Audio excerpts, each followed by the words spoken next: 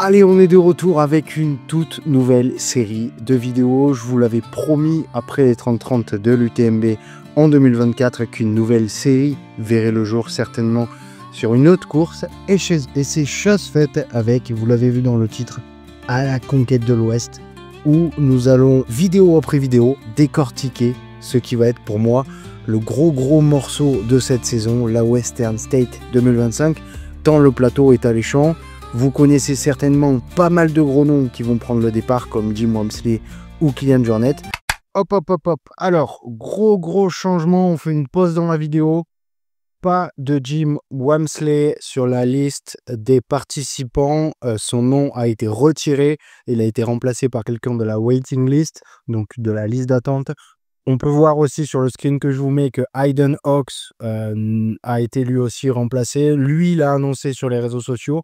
Rien du côté de Jim pour l'instant. Donc, attendons de voir. C'est bien dommage s'il n'est pas là. En tout cas, si on suit la liste des entrants, pas de Jim au départ, fin jeu.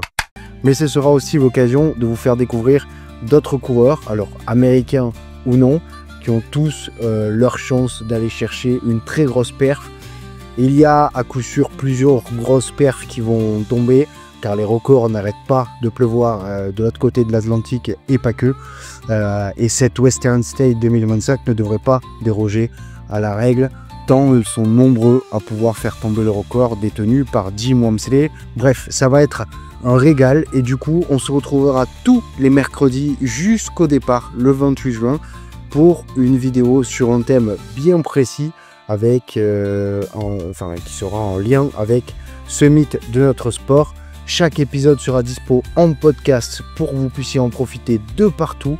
Et on part sans plus attendre aujourd'hui avec l'histoire de cette course et de ce mythe de l'Ultra Trail à la conquête de l'Ouest. Épisode 1, c'est parti. 100 miles, the race begins. Through dust and heat, who for the win? Jim Walmsley, Kilian Jornet, David Roche in the fight. Western States under morning lights. The record is about to fall. Let's go for the race of the year. À la conquête de l'Ouest, c'est maintenant.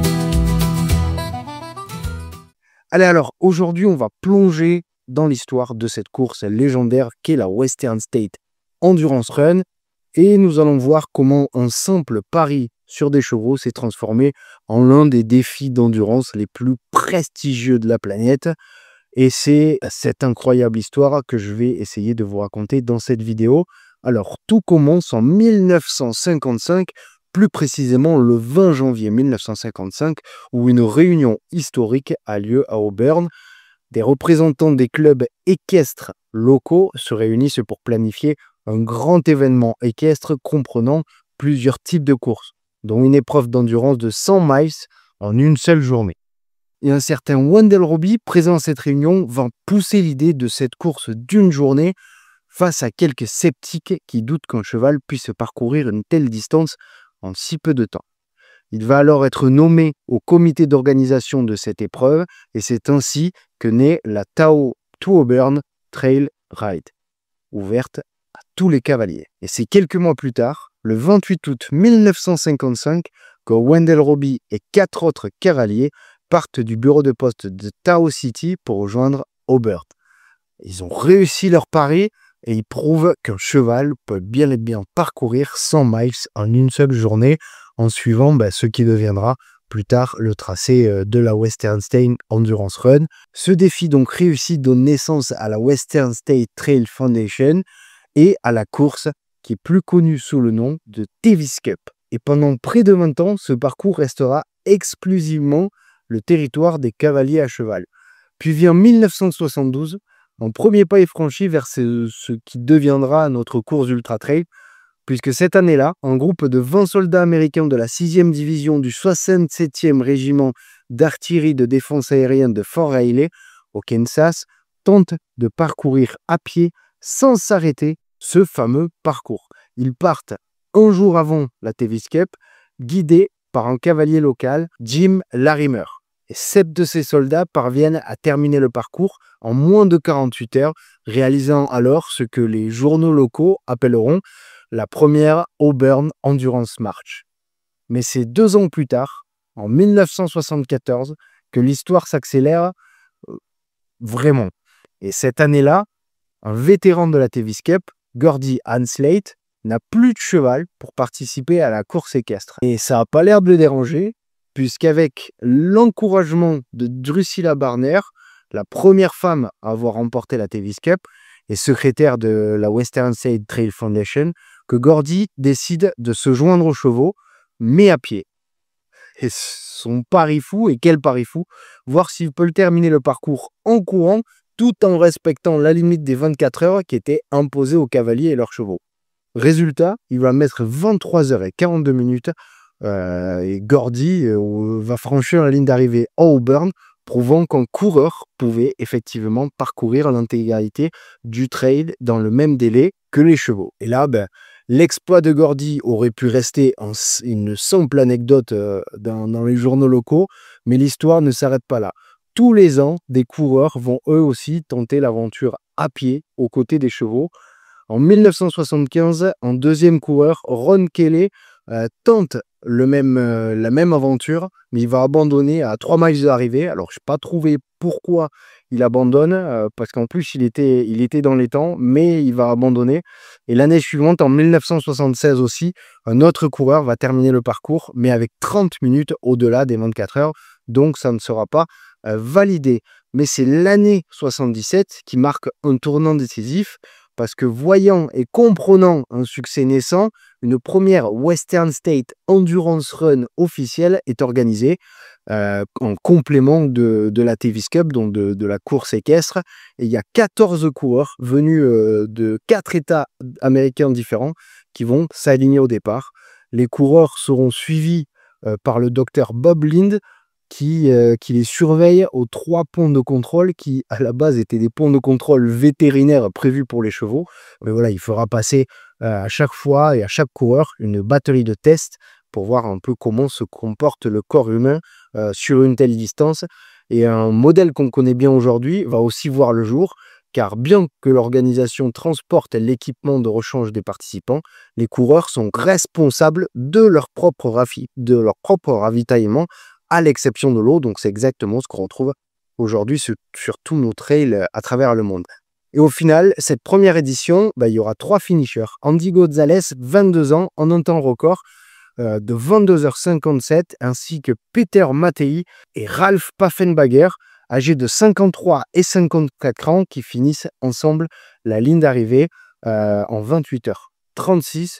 Une première bien réussie, sans trop de problèmes.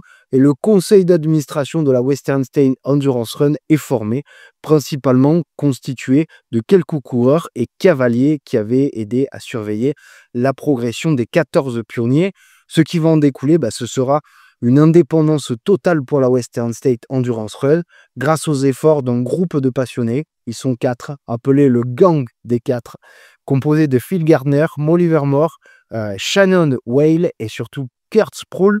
La course devient un événement distinct organisé en juin et donc un mois avant la course équestre, la Davis Cup.